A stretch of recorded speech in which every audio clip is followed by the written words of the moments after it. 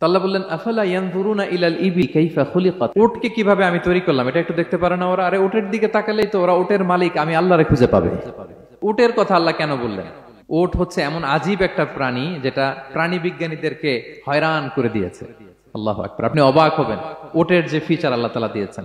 মক্কার লোকেরা উটের গোশত খাইতো, উটের দুধ খাইতো, উটের চামড়া দিয়ে দ্য ফাইনেস্ট লেদার তারা বানাতো, উটের উপর মাল নিয়ে বোঝাই করে এক প্রান্ত থেকে আরেক প্রান্তে পাড়ি দিত, নিজেরা উটের উপর রাইডিং করত। এবং উট হচ্ছে এমন প্রাণী যেটা একসাথে 1 মাস না খেয়ে বেঁচে থাকতে পারে।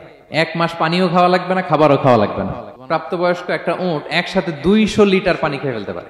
এবং উটের পেটের ভিতরে একটা স্পেশাল ওয়াটার চেম্বার আছে, ওই চেম্বারে রেখে দেয়, যখন লাগবে ওইখান থেকে নিয়ে নিয়ে বেঁচে থাকে। 1 মাস না খেয়ে বেঁচে থাকে কি করে? উটের পিঠে দেখবেন একটা কুজ আছে, এই পুরো কুজটা হচ্ছে চর্বির আধার। ওটের যখন খাবার থাকে না মরুভূমিতে, মাসের পর মাস যখন চলে, ওই চর্বি থেকে এনার্জি নিয়ে সে মরুভূমিতে চলে, সে না খেয়েও বাঁচতে পারে। আমাদের চোখের মধ্যে যেমনি একটা পাপড়ি, এরকম এক পাপড়ি দিয়ে উটকে আল্লাহ বানায় নাই, ডবল লেয়ারের পাপড়ি দিয়েছে। কারণ মরুভূমির মধ্যে চলতে পথে লু হাওয়া থাকবে, মরুভূমির সাইমুম, বালুর ঝড়, এই ঝড় মোকাবেলার জন্য, লু হাওয়া মোকাবেলার জন্য ডবল লেয়ারের চোখের পর্দা।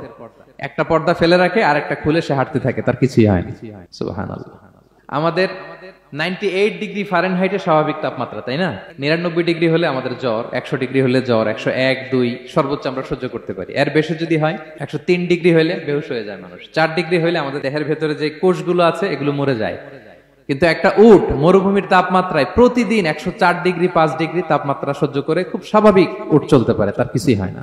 এবং মরুভূমির মধ্যে যে ক্যাকটাস আছে, গুলমলতা, বড় বড় কাঁটা জাতীয় গাছ, যেই কাঁটা পৃথিবীর কোনো প্রাণী খেতে পারবে না, কিন্তু একটা উট অনায়াসে খেয়ে ফেলতে পারে।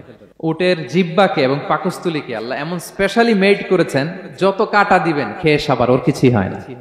সুবহানাল্লাহ বিহামদিহি।